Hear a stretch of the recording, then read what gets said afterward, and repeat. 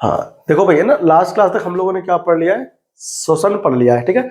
अब हमको इस क्लास में क्या पढ़ना है, संवहन। तो संवहन मतलब कि ट्रांसपोर्टेशन पढ़ना है, कि बॉडी के अंदर जो रक्त वगैरह होती है वो ऊर्जाओं को या फिर CO2 गैस को या फिर O2 गैस का कैसे परिवहन होता है, हमको इसमें सीखना है। तो आता है संवहन मनुष्य के अंदर। मनुष्य में भोजन, ऑक्सीजन व अन्य आवश्यक सब्सटेंस को लगातार क्या करता है, आपूर्ति करने वाला तंत्र होता है, यानी कि उसको एक अंग से दूसरे अंग तक पहुंचाने का कार्य करता है। एक ऐसा तंत्र हमारी बॉडी में होता है, उसे हम लोग बोलते हैं संवहन तंत्र। तो संवहन तंत्र क्या होता है, संवहन तंत्र हमारे जो, अगर मनुष्य के अंदर बात हो तो हृदय होता है।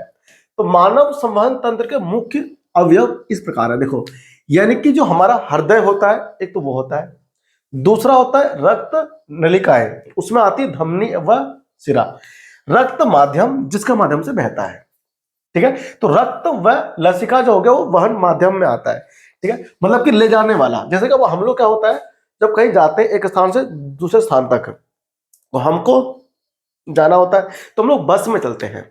तो बस में क्या होता है कि हम, बस क्या है, बस वाहन है, तो वाहन माध्यम क्या हुआ, बस हो गया। और बस के अंदर कौन है, हम लोग बैठे हैं, और बस चल कर रही है रोड पे। तो रोड क्या हो गया, रोड तो हो गया रक्त नलिकाएं के स्थान पर, और जो वाहन माध्यम हो गया वो बस हो गया। अब जो हमारे पास हृदय है वो क्या है, वो पंप करती है, ऊर्जा देती है। तो वो जो बस चल रही है, उस बस को ऊर्जा कहां से मिल रहा है, फ्यूल से मिल रहा है ना। तो बस का अंदर जो इंजन लगा है वो हो गया हार्ट, जो पंप करेगा रक्त को। तो हमारा जो हृदय है, यानी कि जो संवहन सिस्टम है, वो पूरा का पूरा एक मानव इंसान के ऊपर ही डिपेंड करता है। जिस प्रकार से ना एक हमारे आसपास जो चीजें चलती है, संवहन होता है, कोई चीजें फैक्ट्री में बनी फिर उसको हम पहुंचाते हैं एक स्थान से दूसरे स्थान तक। तो जैसे वो काम करता है, ऐसे हमारी बॉडी के अंदर ऊर्जाओं को या फिर खाद्य पदार्थों को एक स्थान से दूसरे स्थान तक पहुंचाने के लिए संवहन तंत्र होता है, और वो सब तंत्र मिलकर काम करता है। तो मिलकर काम करने के लिए हमारे पास क्या क्या है, 3 अवयव होते हैं, हृदय, रक्त नलिकाएं और वहन माध्यम। तो सबसे पहले बात होगी रक्त की। तो रक्त क्या होता है, आप सभी लोग जानते हैं, रक्त जो होता है संयोजी ऊतक होता है, जो कि हमारे रक्त बॉडी के अंदर लिक्विड फॉर्म में रहता है, फ्लूइड यानी कि तरल माध्यम में रहता है, यानी आप उसको फ्लूइड टिश्यू भी कहते हो, यानी कि संयोजी ऊतक। अब यहां पर क्या होता है, देखो यहां पर रक्त, तो रक्त के अंदर 2 होता है प्रकार की चीजें। एक होता है लिक्विड फॉर्म, यानी कि क्या पढ़ते हैं, तरल, और दूसरा होता है पार्टिकल, यानी कि कणीय अवयव। तो रुधिर के अंदर क्या होता है, 3 प्रकार के होते हैं पार्टिकल्स। पहला होता है लाल रक्त, दूसरा होता है श्वेत रक्त, और तीसरा होता है प्लेटलेट्स। तो ये सब क्या होता है, ये सब होता है पार्टिकल्स। तो पार्टिकल के अंदर जो लाल रक्त होती है वो होती है RBC, हम कहते हैं रेड ब्लड कार्पसेल कहते हैं। तो लाल रक्त जो होती है वो O2 गैस का और CO2 गैस का वहन करने काम करती है, ठीक है ना। देखो, तो जो होमोग्लोबिन होता है, हीमो HB O2 को बाइंड करता है, जिसकी वजह से रक्त लाल रहता है। जो CO2 गैस होता है ये बाइंड नहीं होता, ये डिसॉल्व होता है किसमें, रक्त में। तो वहां पर हेमोग्लोबिन नहीं होता है, तो HB वहां पर नहीं होता। हेमोग्लोबिन, भाई क्या हो रहा है इसमें, हेमोग्लोबिन वहां पर नहीं होता, ठीक है ना। वहां पर क्या होता है, लाल रक्त वहां पर नहीं होता, ठीक है ना। मतलब रक्त तो सारे लाल ही होते हैं, नीले रक्त बिल्कुल भी नहीं होते, वो तो बस पढ़ने के हम लोग दिखाते हैं कि नीला और ये लाल होता है। तो HB जो होता है वो O2 को करता है बाइंड, और वो O2 वाले होते हैं ब्लड। HB मतलब हेमोग्लोबिन। श्वेत रक्त, ये श्वेत नहीं होता रियल में, होता लाल ही है, लेकिन यहाँ पर क्या होता है, CO2 गैस होती है इसमें, यानी कि ये रोग मुक्त होते हैं। तो रोग मतलब जो हमारे बॉडी के अंदर बाहर से बैक्टीरिया वायरस वगैरह आती है, उन सबको ये मार देता है। कौन, श्वेत रक्त कणिकाएं, यानी कि WBC। तो ये हमारी बॉडी के अंदर एंटीबॉडी बने काम करती है, रोग प्रतिरोधक क्षमता को बनाए रखती है। कौन, श्वेत रक्त कणिकाएं, ठीक है ना। ये इतना इंपॉर्टेंट है कि पेपर में क्वेश्चन आ जाता है कि WBC, RBC और प्लेटलेट्स के कार्य को लिखिए, तो आप आराम से लिख पाओगे, ठीक है ना। रक्त प्लेटलेट्स क्या होता है, रक्त प्लेटलेट जो रक्त है उसको थक्का बनाने का काम करती है, ठीक। तो थक्का बनाने का काम करती है कौन, रक्त प्लेटलेट्स। अगर इसकी संख्या कम हो जाए भैंसों से, तो फिर आपकी बॉडी के अंदर अगर थोड़ा बहुत भी कट लगा तो रक्त का स्राव होने लगता है। तो रक्त के स्राव को क्या करता है, रोकता है कौन, प्लेटलेट्स। यानी आप ये कह सकते हो कि हमारी बॉडी में एक सेना का कार्य करती है कौन, प्लेटलेट्स। जहां भी कट लगी हल्की, वहां जाकर के फटाफट से जाल बुन देती है, थक्का बन जाती है, ठीक है ना। फिब्रिनोजेन नाम का क्या होता है, उसमें प्रोटीन होता है जो कि वहां पर कार्य करता है प्लेटलेट्स के स्थान पर, ठीक है ना। प्लेटलेट के साथ ना मिल करके वहां पर प्रोटीन का बनता है, वो होता है फिब्रिनोजेन, फिब्रिनोजेन होता है। देखो अब लिक्विड फॉर्म में जो होता है अवयव रक्त के अंदर, वो होता है प्लाज्मा। क्या होता है, ये पीले रंग का जो होता है वो लिक्विड होता है जिसमें 90% पानी होता है और शेष जो होता है उसके अंदर वो जैविक होता है, ठीक है ना। वो कौन है, प्लाज्मा प्रोटीन जैसे एल्बुमिन, ग्लोबुलिन, है ना, इनसे मिलकर के बनता है प्लाज्मा। और जो अजैविक होते हैं वो होते हैं खनिज तत्व, जैसे कि कैल्शियम, पोटेशियम, ठीक है ना, ये सब होते हैं। तो वो कहाँ होता है, प्लाज्मा के अंदर। तो आपको ध्यान रखना है 90% तो होता है क्या, प्लाज्मा में के अंदर जल, और उसमें बाकी शेष जो 10% होते हैं वो जैविक और अजैविक अवयव होते हैं, ठीक है ना, ये आपको ध्यान रखना है। अब आ जाओ रक्त वाहिकाएं। हमारे बॉडी के अंदर दो टाइप की रक्त वाहिकाएं होती है। पहला रक्त वाहिका होती है धमनी और दूसरी होती है शिरा, ठीक है ना। तो धमनी के अंदर जो बहती है वो ऑक्सीकृत रुधिर, यानी ऑक्सीजन युक्त रुधिर जो होता है वो धमनी में बहता रहता है, ठीक है ना। और शरीर के अलग अलग अंगों तक पहुंचाने का काम करता है कौन, धमनी, ठीक है ना। अपवाद यहां पर यह है कि फुसफुस धमनी होती है जो कि हृदय से लंग्स में जाती है। कहां से, हृदय से लंग्स यानी कि फेफड़ों में जाती है रक्त को लेकर के, वो धमनी होती है, लेकिन उसके अंदर कार्बन डाइऑक्साइड युक्त रक्त रहता है। समझ में आया सबको। अब क्या होता है, धमनी की भित्ति मोटी होती है, वह धमनी क्या होता है, अधिक लचीली होती है, फ्लेक्सिबल होती है। तो यहां से क्वेश्चन यह बनता है कि धमनी की भित्ति मोटी क्यों होती है और जो होती वो अधिक लचीली क्यों होती है। तो आपको लिखना है कि धमनी की भित्ति मोटी इसलिए होती है क्योंकि जो हृदय से रक्त निकलता है उसमें उच्च दाब होता है। तो उच्च दाब से अगर रक्त आएगा तो धमनी फट ना जाए, ब्लॉक ना हो जाए, इसलिए वो मोटी और लचीली होती है, ठीक है ना। इसमें वॉल्व नहीं होते धमनी में, ठीक है ना।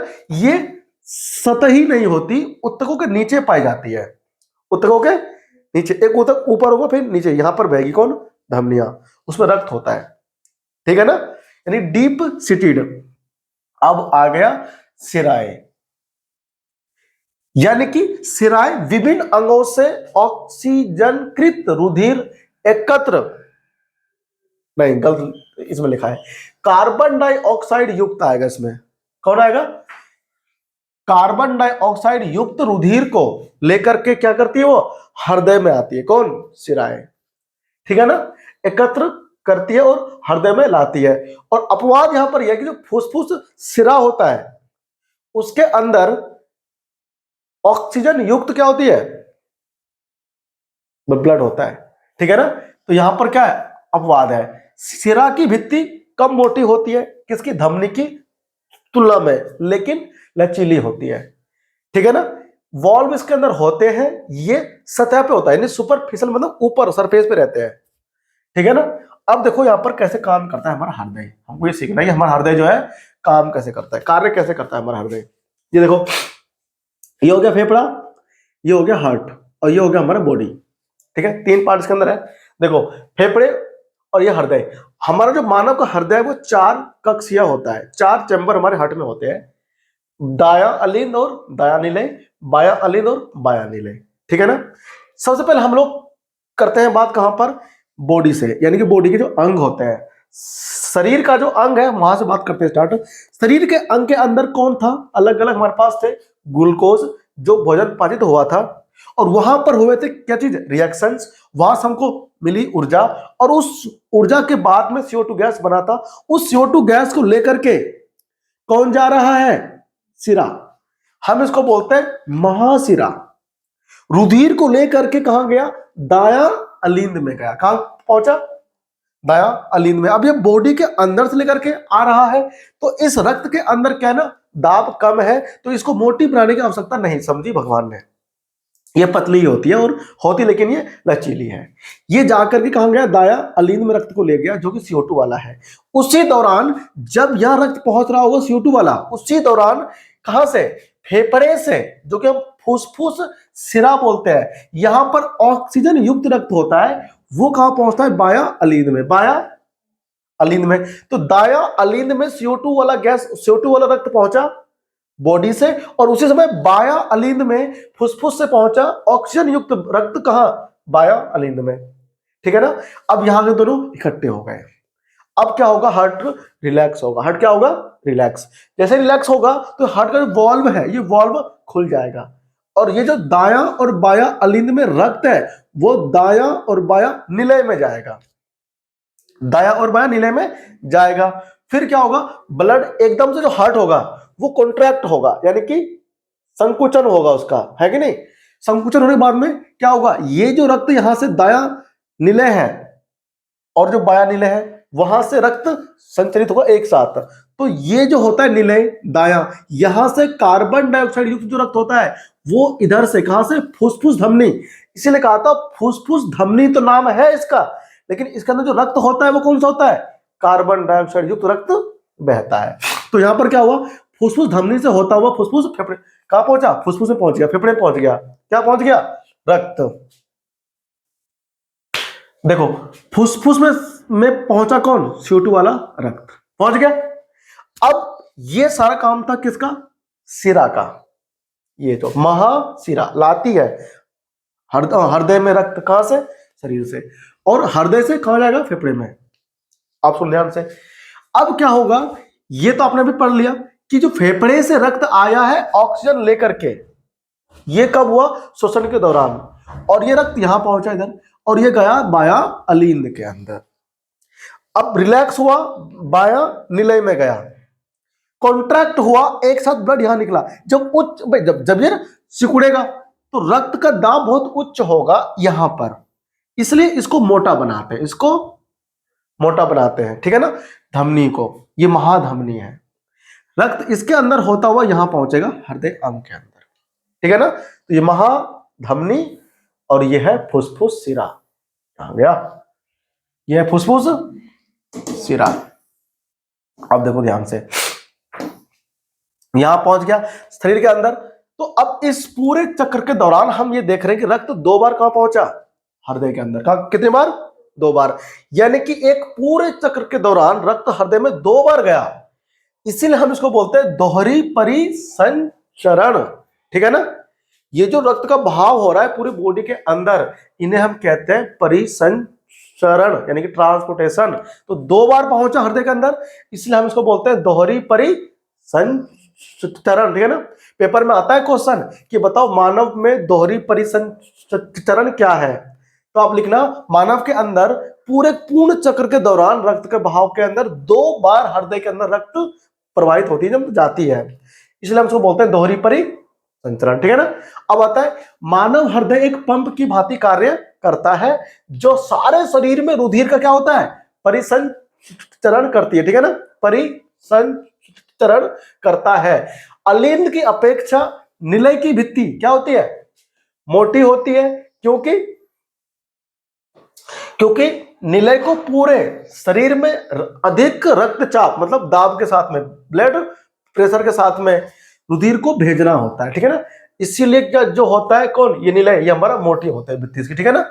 हृदय में उपस्थित वाल्व रुधिर प्रवाह को उल्टा दिशा में रोकना उसका सुनिश्चित करता है। यानी कि देखो जब ये यहां से ब्लड यहां पहुंचा, अलिंद से कहां पहुंचा, इस निलय में पहुंचा, तो जब ये पंप होता है, कॉन्ट्रैक्ट होता है, तो क्या होता है, ब्लड वापस कहां ना पहुंच जाए, अलिंद में ना पहुंच जाए, इस वाल्व को, ये जो वाल्व होता है वो रोकता है उसको जाने से, ठीक है ना। ये बंद हो जाता है, ऐसे समझ में आया, दोनों साइड। तो ये इसमें होता है, ठीक है ना। तो ये हमारा क्या है, मानव का जो रियल वाला हृदय है, ये वो हृदय है, ठीक है ना। अब आता है हृदय में उपस्थित वाल्व, आपने पढ़ लिया लसिका। जैसे कि रक्त हमारे ब्लड के अंदर क्या होता है, घूमता रहता है, ठीक है ना, ऐसे ही लसिका भी घूमती है। जो कोशिकाएं होती है, ठीक है ना, कोशिकाओं से स्राव करने के बाद में ये ऊतकों के बीच में बहती रहती है, पीले रंग की होती है, द्रव होता है भी, ठीक है ना। तो लसिका एक क्या पढ़ते हैं इसको, तरल ऊतक है, ठीक है ना, जो रुधिर प्लाज्मा की ही भांति है, लेकिन इसमें अल्प मात्रा में क्या होता है, प्रोटीन होता है, इसमें प्रोटीन कम मात्रा में होता है। लसिका वहन में सहायता करता है, ठीक है ना। ये स्राव करने के बाद आता है, कहां से आता है, ऊतक में से, जो कैपिलरीज होती है ना, रक्त वाहिकाएं होती है छोटी छोटी, उनमें से स्राव करके ऊतक के बीच में आती है, ठीक है ना। और इंटर सेलुलर स्पेस यानी अंत कोशिकीय स्थान के अंदर ये बहती रहती है और जाकर कहां पहुंचती है, हृदय में। कहां पहुंचती है, हृदय में। तो ये क्या करती है, कीड़े मकोड़े को मारने का काम भी करती है, ठीक है ना, ऊतक के अंदर। कौन, लसिका, ठीक है ना। तो ये एक सेना भी है। अब क्या होता है पादप में, मानव के अंदर तुमने देख लिया। तो पादप में परिवहन कैसे होता है, अब सोचो, इतने बड़े बड़े पेड़ पौधे होते हैं, इन नीचे से पानी उतना ऊंचा तक कैसे पहुंच जाता है ना। तो उसके अंदर क्या होता है, संवहन तंत्र पादप में भी होता है। वहां पर होता है वस्कुलर बंडल, एक का नाम है जाइलम, एक का नाम क्या है, फ्लोएम, ठीक है ना। तो पादप तंत्र में जाइलम क्या करती है, पानी खींचती है जड़ों के माध्यम से और ऊपर तक पहुंचाती है।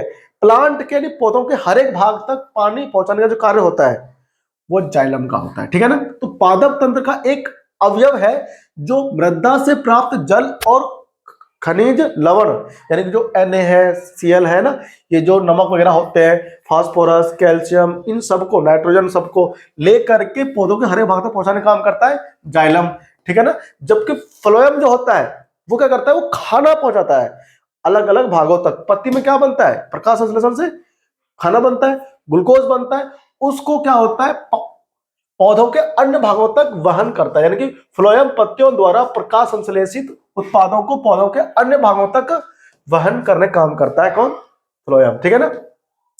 जड़ व मृदा के मध्य आयन सांद्रण में अंतर के चलते जल क्या होता है, मृदा से जड़ों में प्रवेश करता है। भाई तो सुनो क्या है, जड़ के अंदर आयन कम है, पानी कम है, मिट्टी में ज्यादा है, तो ज्यादा से कम की तरफ क्या होता है, प्रवेश करता है। तो वहां पर क्या होता है, ऑस्मोसिस यानी कि परासरण, ठीक है ना।